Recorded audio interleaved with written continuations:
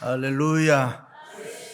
사람은 웃을 줄도 알고 울 줄도 알아야 됩니다. 예수를 믿는 그리스도인들은 잘 웃어야 되고 또 잘 울어야 됩니다. 때에 따라서 웃을 줄도 알고 울 줄도 아는 그리스도인들이 건강한 교인들입니다. 일찍이 예수님께서 어린아이 같은 사람이 천국에 간다라고 하셨는데, 어린아이의 특징이 무엇입니까? 어린아이는 잘 웃고 잘 웁니다. 그런데 오늘의 시대는 어떻습니까? 무감각의 시대입니다. 세상살이가 너무 삭막해서 웃을 줄도 모르고 울 줄도 모릅니다. 일찍이 예수님께서 우리가 너희를 향하여 피리를 불어도 너희가 춤추지 않고 우리가 슬피 울어도 너희가 가슴을 치지 아니하였다. 세상이 각박해졌다, 그 말입니다. 그래서 예수 그리스도를 믿고 교회를 다니는 사람들도 기쁨이 없습니다. 웃음이 없습니다. 감사와 감격이 없습니다. 1865년 프랑스의 폴 브로카라는 학자가 처음으로 우리의 브레인, 뇌는 두 개로 양쪽으로 나누어져 있다 그랬습니다. 좌뇌와 우뇌가 있다 그랬습니다. 분리되어 있는데 역할과 기능이 전혀 다르다고 했습니다. 좌뇌는 합리적, 논리적, 지성적으로 컨트롤하고, 우뇌는 감성적, 예술적, 정서적을 컨트롤한다고 했습니다. 그런데 웃음과 이 울음은 좌뇌, 우뇌가 함께 건강하게 작용할 때에 웃을 수 있고 또 울 수도 있다 하는 것입니다. 그런데 웃지 아니하고 울지 않으면은 우리의 이 브레인이 기능 상실, 고장이 났다, 그 말입니다. 부흥회를 나가보면은 어떤 교회는 웃겨도 웃지도 안 하고 울려도 또 울지도 안 하고 가만히 앉아 있습니다. 점잖아서 그럴까요? 왜 못 웃습니까? 왜 못 웁니까? 영혼이 병들어서 그렇습니다.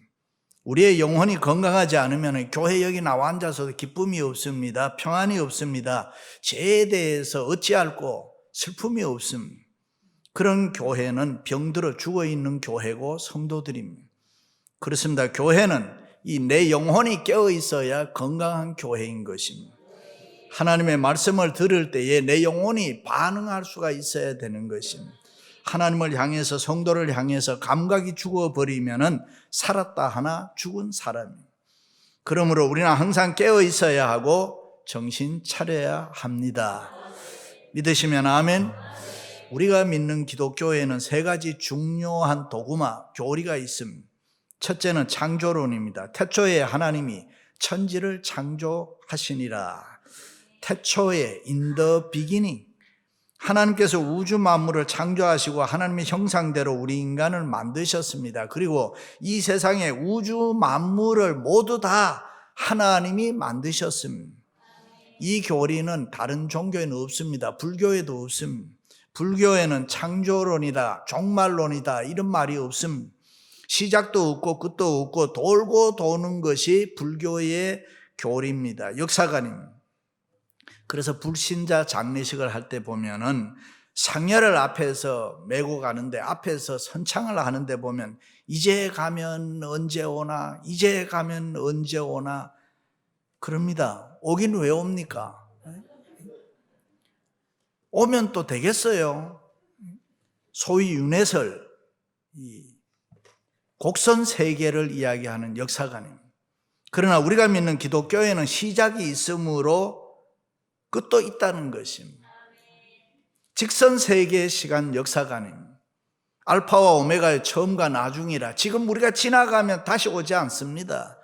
둘째는 구원론입니다. 하나님이 세상을 이처럼 사랑하사 독생자를 주셨으니 이는 저를 믿는 자마다 멸망치 않고 영생을 얻게 하려 하심이라. 인간이 유혹을 받아 죄를 짓고 타락함으로 죄 아래서 누구나 질병을 가지고 고통 가운데 세상을 살게 됐습니다.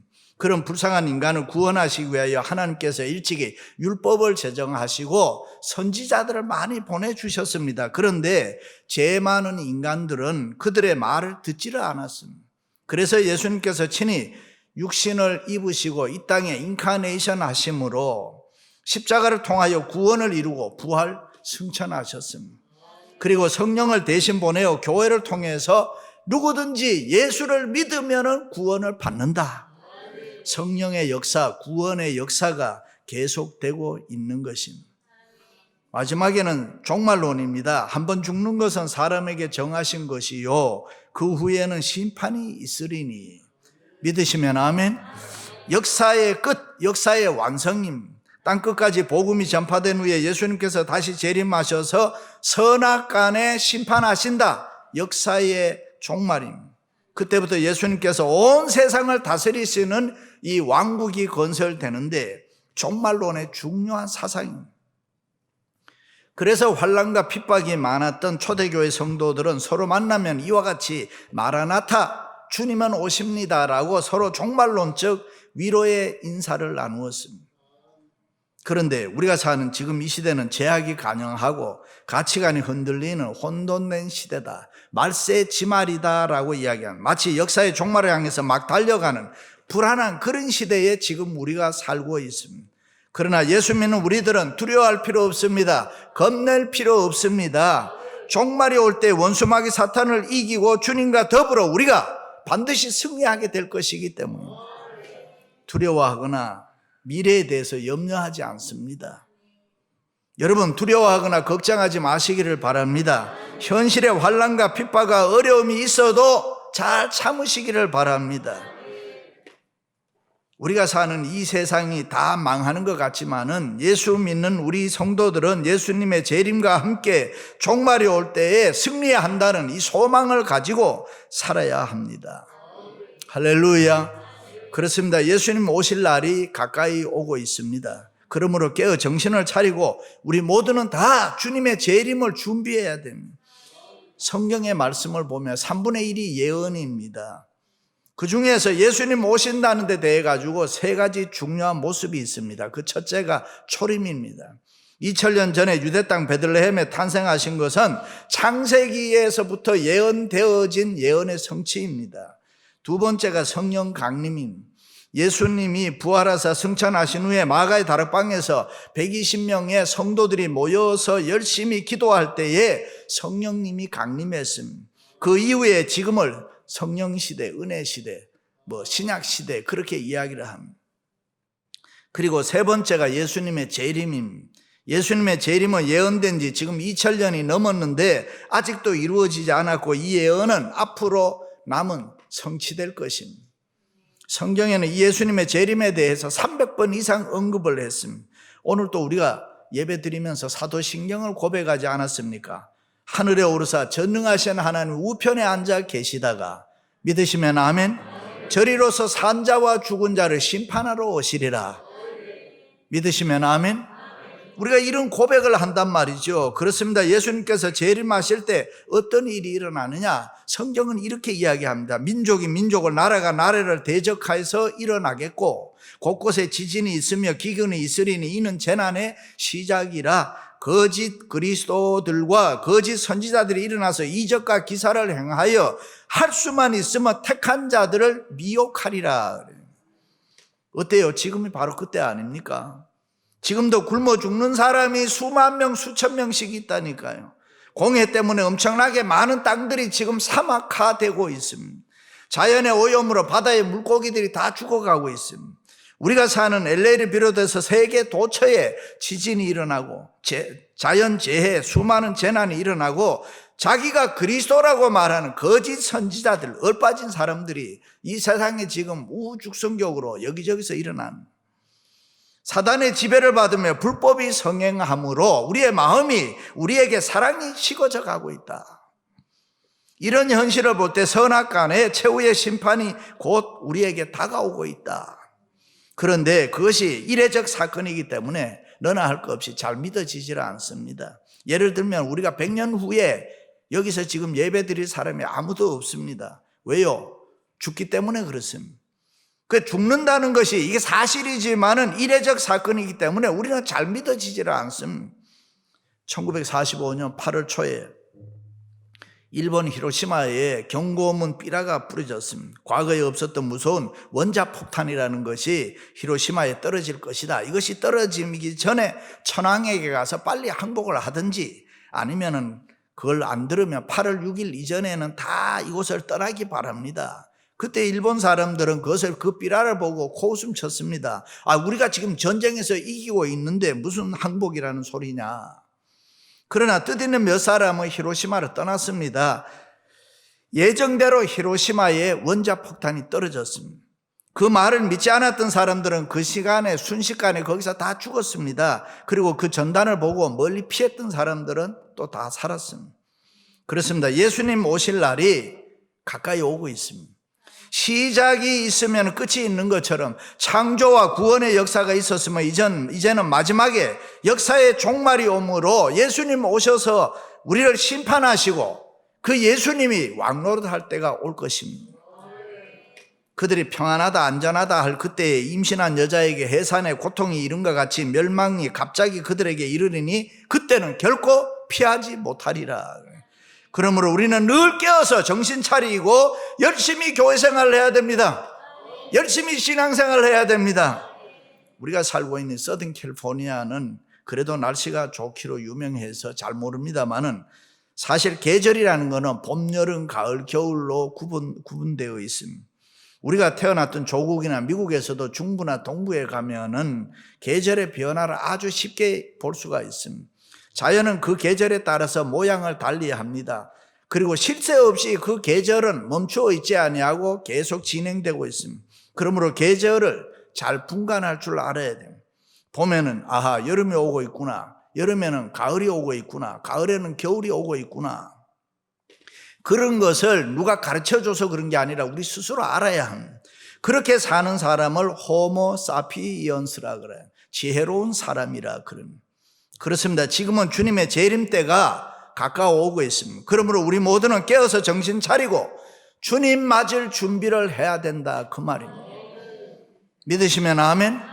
그럼 예수님이 언제 옵니까?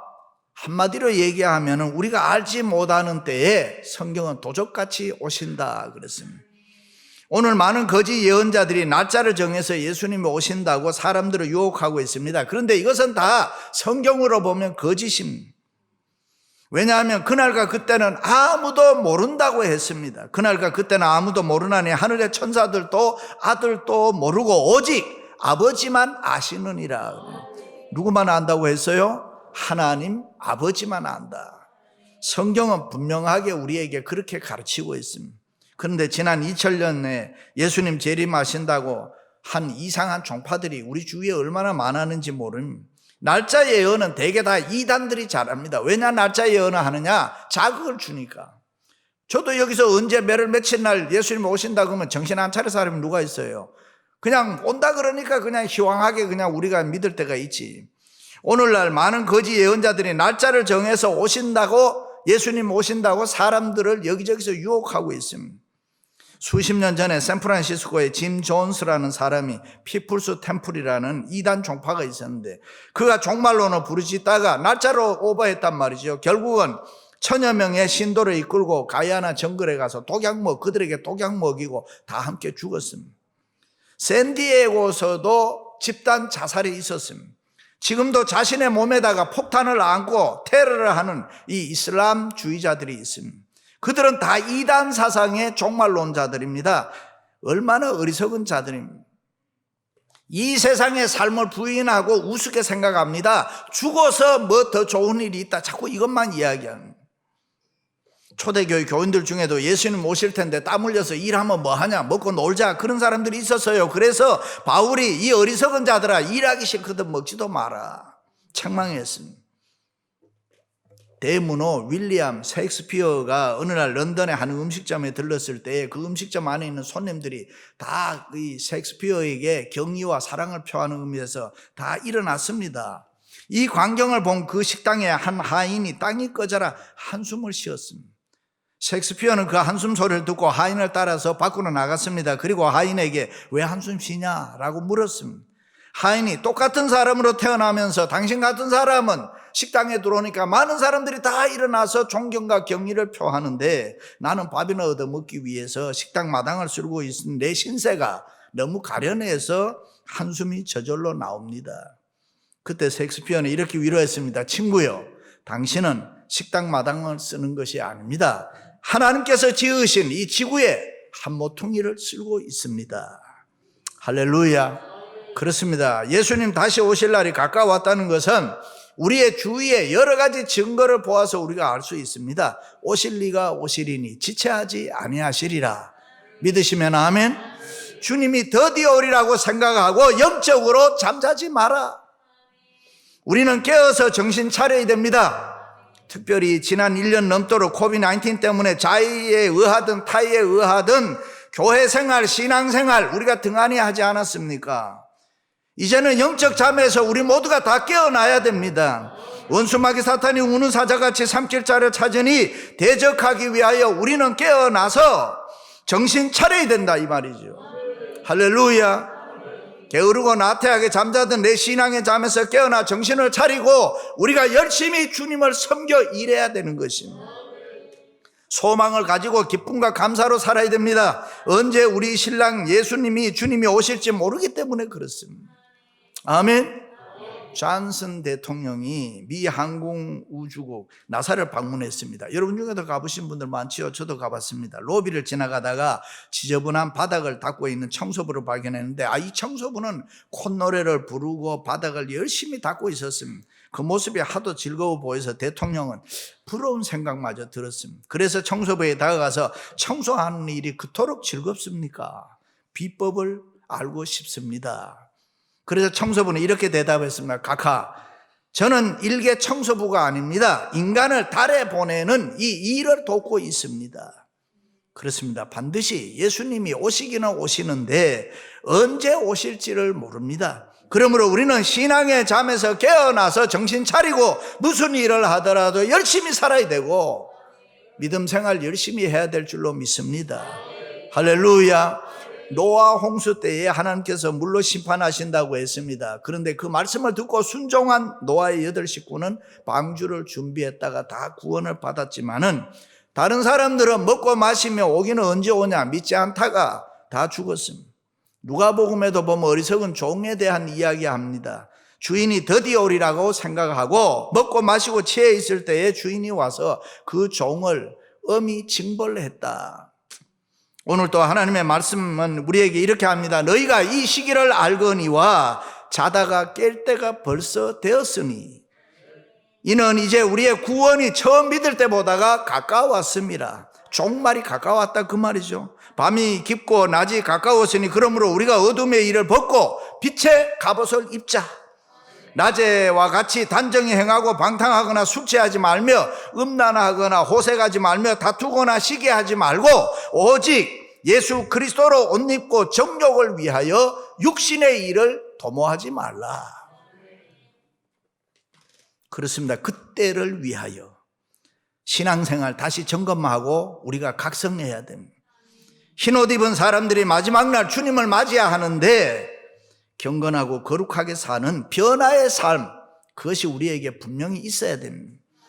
주님을 더욱 사랑하고 여러분 열심히 섬기시기를 바랍니다. 세상의 것을 주님보다 더 사랑하지 말고 주님을 더 사랑하고 교회를 통해서 신앙생활을 좀 더 열심히 하시기를 바랍니다.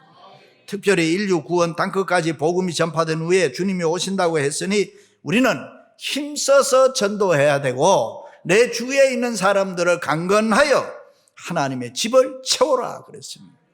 믿습니까?